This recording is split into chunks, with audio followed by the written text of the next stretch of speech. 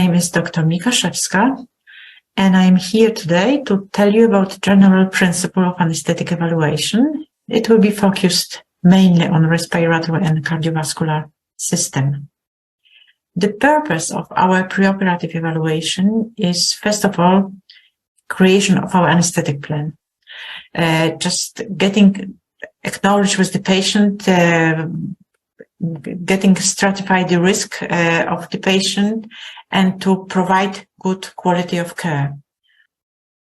The actual risk of anesthesia are not very well described or are not listed. So it's not somewhere that you can find the list of risk of anesthesia, because the complications have been described in very different papers. They different in variances in different studies.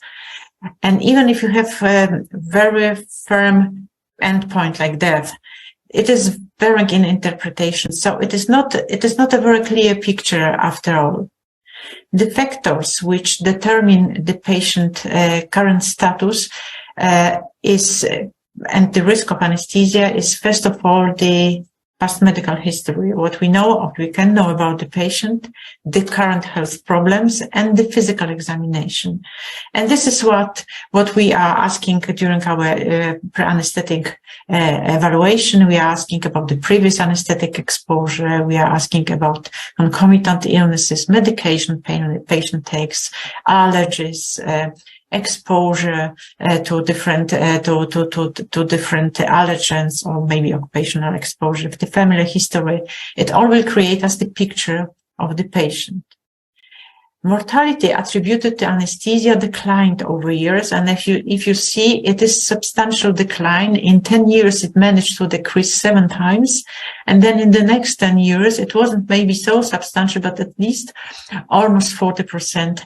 Or almost 40% less. Unfortunately, we don't have good data for the last 20 years. I was trying to check something because I found a paper from 2022, but it was alluding to paper published in 2003 from UK. So these are the data. That's what we know about the attributable deaths to anesthesia. There are many risk factors and many items of anesthesia which can increase the risk of the patient. And it is the inadequacy of the anesthesia we are providing. It is the hemodynamic stress on induction patient has. It is the smooth conduct of anesthesia, whether it is preserved or not. If there is a stress of emergence or anaphylactic interaction. So many factors, in fact, will influence the risk of patient during anesthesia. We are talking about it because the mortality exists, yes, and the 30-day mortality, as it was assessed in UK, as you see, in 2000, after emergency surgery, it was 1 in 34 cases, so almost 3% of patients. And in elective surgery, it is obviously safe. It is 1 in 177, which is 0.5% of patients undergoing surgery. Anesthetic-related mortality is like 10% of this total operative mortality. And mortality in the outpatient population is lower, and it was claimed to be 1 to 2,000. And in the other papers, you will find it is 0. But those patients are selected; they are never ASA 3 or ASA 4, or maybe if it's ASA 3, it's just a patient in good clinical status. So it is the selected group of patients. So this is why the figures are also more friendly there. The direct death associated with cesarean section also decreased over years, and it decreased from 4 in 2000 in year 50s. It is now like 0.1 or 1 in 10,000 deliveries. It happens mostly when the cesarean delivery is performed under general anesthetic. So it is the bigger risk.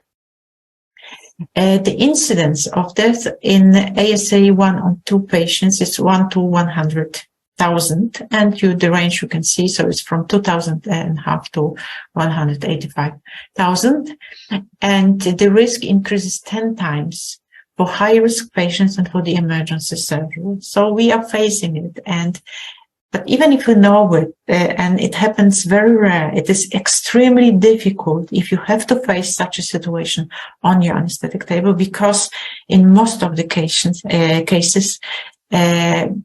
the doctors, of course, it is the stress for the family, but the stress for doctor and for the anesthesia team is back.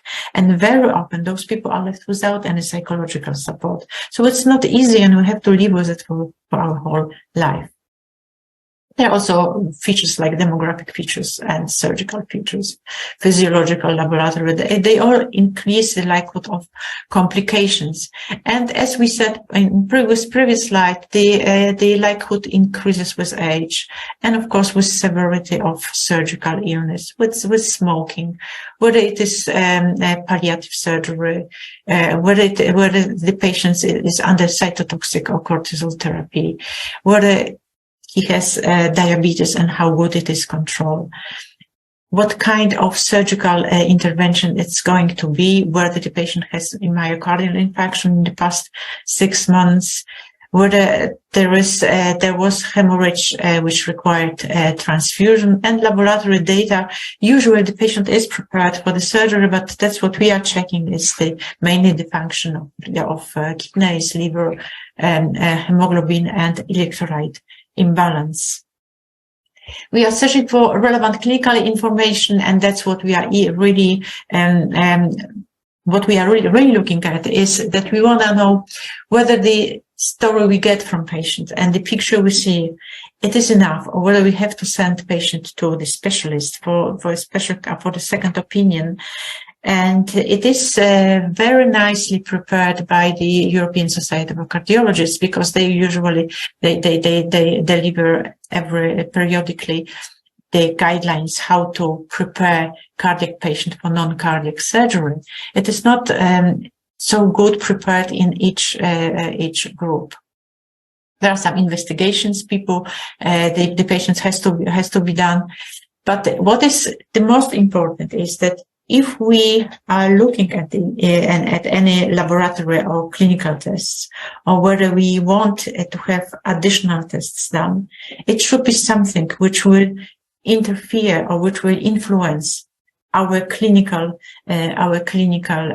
performance. So we are not doing test for test. We are just doing something to have more information, or to make better decision for patient treatment. In the recent years, we have the option of telemedicine, and it was popular during COVID time. But for instance, I am now working in a central pediatric hospital, and some families are coming from very big distance, and they are coming for the day procedures. So we just implement this telemedicine to contact them, to talk about to tell them how the anesthetic look like, and to talk about the risks they have to face before they will give us the informed consent. The risk assessment can be divided in the risk scores, and it is our risk prediction models. The risk prediction models are more accurate, and they are less subjective. But both are developed upon multivariable analysis, so it's not just score for score or model for model, but it is based on, it has some statistical background. The most popular is the American Society of Anesthesiologists Physical Status Classification, and it has has 6 items, because the sixth one it is about the patient, about the donors of organs. The class first is the class of healthy patients, the which only have surgical problems. Second class are the patients with mild good control disease. The third class are the patients with severe systemic disease, and this class usually is divided in vascular surgery and very often in pediatric surgery for 3A and 3B, and it is based on the dependency. So if the patient is more dependent on help from others, it is always the B classification. If less, it is A. Class 4 is severe systemic disease, which is constant threat to life, and 5 is the moribund patient, which is not expected to survive without surgery and may die during the surgery. E is for the emergency, and it looks very straightforward. And we always think it is easy to classify the patient, but it's if I talk to my residents and I say, okay, so can you give me the example of patient ASA 3? It is not so easy that they will just give me the list. So it works in the other way. If you say, okay, somebody with dyspnea and myocardial infarction, what ASA class it is, it's much easier for them than go from the other side with the examples. The ASA score was created in 40s, in 41. It was changed several times. In 2014, I think the BMI and smoking and alcohol was added. So this is why it now includes all these items, like you see non-smoker or minimal or no alcohol use. Second class is somebody who is social drinker and current smoker, and pregnancy, very often forgotten, and obesity between 30 and 40 BMI, and well-controlled diabetes or hypertension and mild lung disease. Class 3, it is, as we said, it is severe systematic disease, and it can include all poorly controlled sicknesses like diabetes or hypertension or COPD, dependency on alcohol or drug abuse. Patient with pacemaker come here, patient with end-stage renal disease, premature infants, and the history of myocardial infarction or cardiovascular incident in the recent 3 months and more. Class 4, it is the constant threat. So the MI in times shorter than 3 months, or cardiovascular incident, ongoing cardiac ischemia or severe valve dysfunction, reduction in ejection fraction, and sepsis, DIC, RDS. Mostly it applied to these emergency cases. And the moribund patient, as we said, who may or may not survive without surgery, it is the aortic aneurysm, it is the massive trauma, it is the intracranial bleeding, ischemic bowel disease. So this is the most severe sick patient. The ASA physical status is very often related to the referred to the mortality. As you see, the mortality increases the more severe status patient has. But basically, it is the score to assess the fitness of the patient, the fitness of patient to the surgery. We can assess patient functional status, and it is the MET classification, the metabolic equivalent of task, which is the name of it. It predicts outcome. It predicts perioperative complications. It can also give us some hints for eventual laboratory clinical investigation. There are 12 items, and out of these 12 items, the patient is choosing the activity which he or she tolerates the best, and which he or she tolerates mildly. It comes from Duke Activity Index. The Duke Activity Index refers to the consumption of oxygen. And if we divide Duke index by 3.5, we have METs. This is the self-assessment. The patient is self-assessing himself, and scores are added, and then these numbers is extrapolated to this equivalence of tasks. Cardiac Revise Index. It is there are 6 independent predictors of major cardiac complications in the perioperative period. Here belongs the heart failure. Here belongs the cerebrovascular incidence. Here belongs the diabetes mellitus. So mostly the patients with ASA 3, 4. Perioperative serum creatinine more than 2.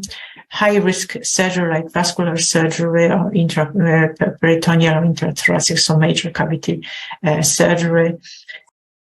So this is the risk. We are stratifying the risk, in if somebody has, the more risk factors patient have, the bigger is the probability of complications. And you see, one risk is 1% of complications, and 3 risk is like 4 to 5%. The same is for the for when we evaluate the infarction or the pulmonary edema or ventricular fibrillation or primary cardiac arrest or complete heart block. Again, this risk is bigger here, but when somebody has three risk factors, then we have the probability of 9.1%. Patients who are at high risk, which means the risk of death is more than 1%, they may require cardiovascular evaluation. Patients with low risk, they require no additional cardiovascular testing, and we don't have to send them to the cardiologist. The assessment looks like this. So we are looking for the MET classification. For the MET classification for exercise tolerance, and if everything is under control and it's and it is a planned surgery, we are just proceeding to the planned surgery. If the exercise tolerance is bad, we are sending the patients for further cardiovascular evaluation. 6 minutes walk test. It is the test for the exercise tolerance, and we are subtracting the value we calculate from the parameters here, and this is the normal values, and then we refer it to the result patient has. The risk of pulmonary complications. There are complications which happened after surgery and after anesthesia, which is maybe the atelectasis, it may be infection, it may be respiratory failure, it may be hypoxemia or exacerbation of chronic obstructive pulmonary disease. It can be predicted by reduction in lung volumes during pulmonary testing.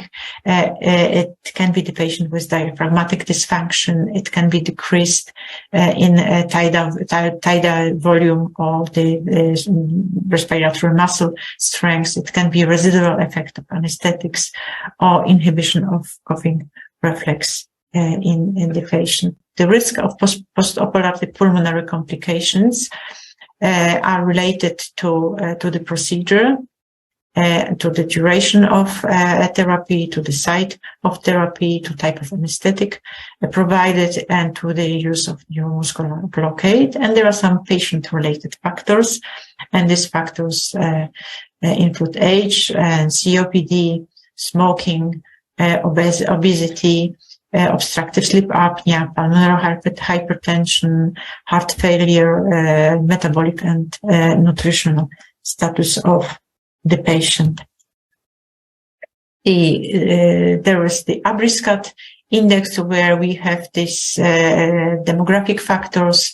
When there is a value of postoperative saturation, infection in the past months, preoperative hemoglobin lower than 10, surgical incision in the upper abdomen or thorax, as we said previously, major cavities, and duration of surgery less than 2 hours or more than 3 hours. And then we are calculating the risk score. And if the risk score is less than 26, then the probability of pulmonary complications is low. On the other side, if it's higher than 45, the risk is almost 1 to 2 of pulmonary complications.